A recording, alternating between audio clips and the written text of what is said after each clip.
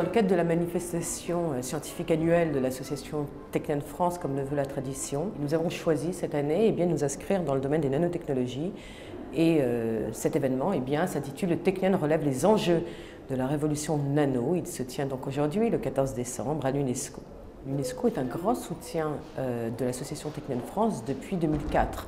Aujourd'hui, lors de la journée scientifique, l'introduction a été assurée par Madame Gretchen Kalonji, qui est la sous-directrice générale du département des sciences, et puis suivie ensuite de Robert Plana, qui a remplacé Ronan Stéphan au ministère de la Recherche et de l'Enseignement supérieur. Les manifestations scientifiques de l'association Technion France s'inscrivent toujours dans le même format. 3 sessions thématiques dans le domaine du sujet que nous avons choisi. Nous avons à cœur également, dans le cadre de ces manifestations, toujours d'associer chercheurs scientifiques avec entrepreneurs.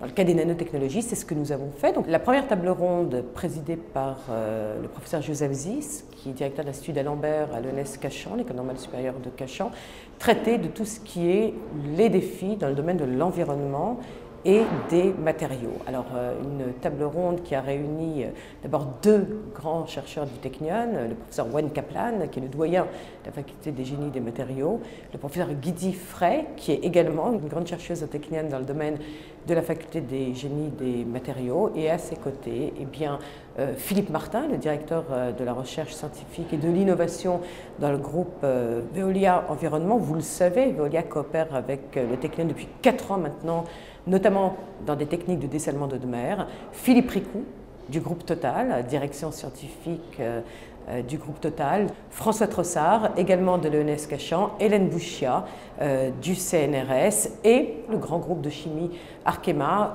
qui était représenté aujourd'hui par Laurence Couvreur. On s'est rendu compte qu'il y a des découvertes absolument fabuleuses dans l'infiniment petit, qu'on ne maîtrise pas complètement, d'ailleurs, d'après ce qu'ont dit les scientifiques qui étaient là, et également que ça a des applications pratiques extraordinaires. On ne va plus faire grand-chose sans nanotechnologie, surtout dans le domaine des énergies renouvelables, du photovoltaïque, et puis dans beaucoup d'autres choses, comme vous avez vu, même pour l'eau, la filtration de l'eau, etc. Alors, la deuxième table ronde traite d'un sujet crucial, les nanotechnologies au service de la préservation de la vie et de la santé.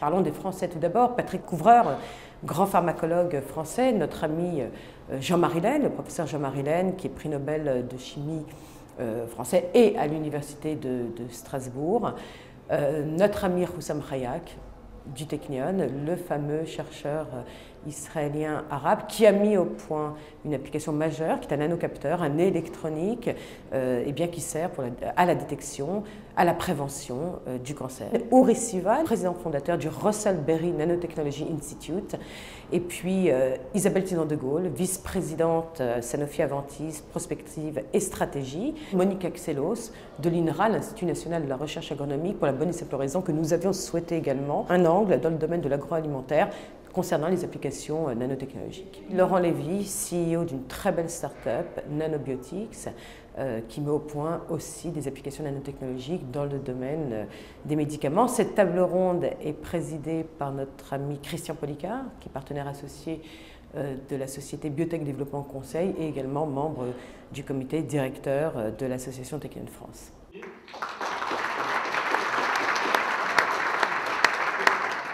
Et puis une 3e table ronde, alors elle nous semblait celle-ci incontournable. Pourquoi?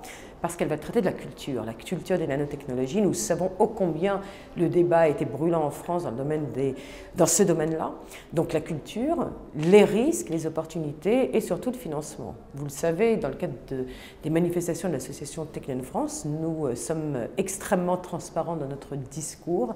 Nous allons parler soit des opportunités majeures et nombreuses qu'apportent les nanotechnologies pour le bienfait de l'environnement et de la santé, mais nous allons aussi parler des risques éventuels que cela peut comporter en toute transparence. Et puis le financement, alors une table ronde qui va comprendre Alain Coste d'INA Biosanté de Toulouse, qui est un ami du Technion, qui connaît parfaitement le Technion également.